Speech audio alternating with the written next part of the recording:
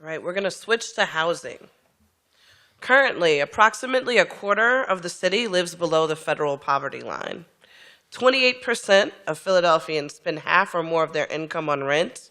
And in 2020, 51% of Philadelphia was rent burdened, which is the second highest in the country, second only to Los Angeles.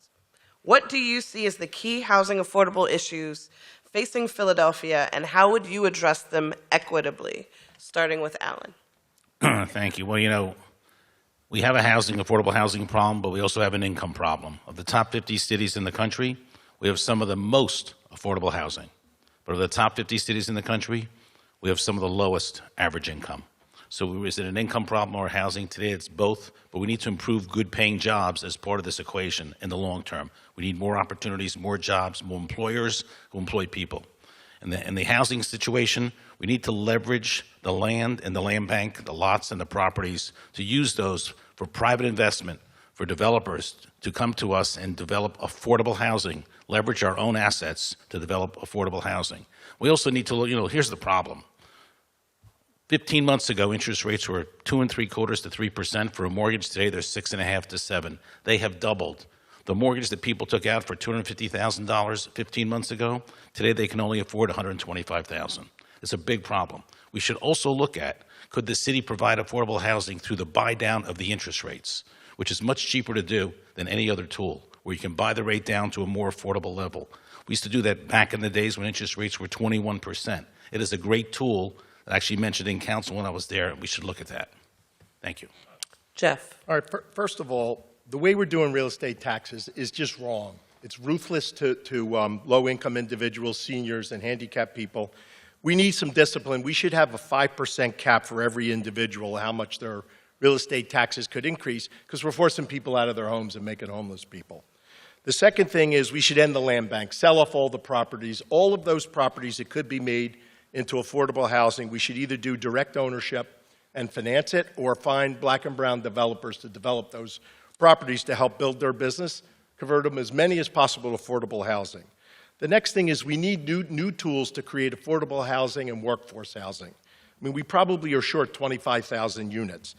And I believe the city could float a bond and directly finance these projects, and the city could borrow the money over a longer period of time, like let's say 40 years at a lower interest rate, and pass on that benefit to the developer to get closer to a break-even cost for affordable housing, and subsidize the rest.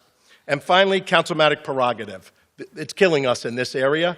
We should take away the prerogative for affordable housing. Maria. Thank you. As the author of the Land Bank, I'm the first to acknowledge that we are underutilizing this important tool. The tool is not only about managing land, it's the acquisition of delinquent land, which is the tool that we do not utilize effectively.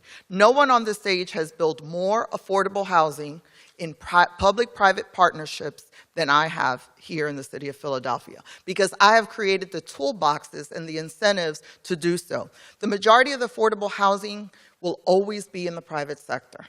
We cannot pretend that government can do this alone. And while we have wonderful community development corporations that have helped us build markets and transform markets, ultimately the affordability crisis has to be managed through public-private partnerships. We've created a preservation tool that allows us, with a Kensington pilot that we have, we're turning properties around at $150,000 from acquisition to renovation. We have, and we've done the mixed income housing bonus that I know for some folks in the market after the COVID, we have to revisit around the percentage that we can do. I'm the only candidate that's actually introduced a plan, fixed rate housing, that allows the private sector predictability and also allows for tenants and homeowners to have predictability in their market. I would invest millions of dollars in this. Housing stability is key to public safety. Predictability for families, predictability for our small landlords, predictability for the city of Philadelphia. Please look at mariaforphilly.com. We have the most extensive toolbox to help make that happen. Rebecca. We must balance development with fairness. We've talked about some of the steps I would take to increase the ease of doing business and development in the city. We also need fairness for people. So as mayor, I would work, of course, on what I spoke about, the affordable housing plan with the 8,500 city-owned vacant properties and lots. And also, I would make sure that people that are living for a long time homeowners in gentrifying neighborhoods, will be able to stay in their homes. The city has these programs already, but people don't know about them. A longtime owner-occupied program, LOOP, the senior tax freeze. As mayor, I will have a door-knocking program in gentrifying neighborhoods to let people know about these programs and to help them enroll. And as mayor, I also will help develop a type of rent subsidy program in highly gentrifying neighborhoods. I don't believe in rent control, but rent subsidy is something that can go a long way. And one last thing, there was a mention about councilmatic prerogative. That's a practice. It's not a law. So there's no way to get rid of it. I'll work with city council for the best of all of our city. Thank you. Derek. So the fact that the affordable housing problem in the city is a real crisis, and the fact that this also ties into the poverty we have in our city. As part of my public safety plan, I talk about opportunity and investment and how we grow jobs in the city of Philadelphia, how we grow small businesses and give people family-sustaining jobs. That's one of the aspects that's creating part of the challenges in reference to affordability. But we also have to get out of the private sector's way and allow the private sector to help develop low-income and also workforce housing. We as a city are not doing that. We're not partnering. We're not using opportunities like State Representative Jared Solomon's new legislation to help provide incentives to do more affordable housing, especially for low-income communities. We need to get more land out to those developers and not restrict developers who are trying to do the real development that we need. Part of the reason we don't have the affordable housing that we should have in our city is because the public sector is getting in the way of the private sector of developing housing in our city. We have some real opportunities to do that. We have land that we're not using as incentive to get out. But one of the things that we make sure that we must do is make sure we're not having new taxes. And as Jeff Brown talked about in his Biz Now interview, an affordable housing tax is not a way to address this issue. Helen. So I'll take a little bit of a different approach because I think part of the conversation was about extremely vulnerable communities, especially individuals who are currently homeless, individuals struggling with health issues, mental health, disabilities, youth who are currently housing insecure, and so many others in a city where more than almost 1 in 4 residents lives in poverty, and 37% of children are born into it.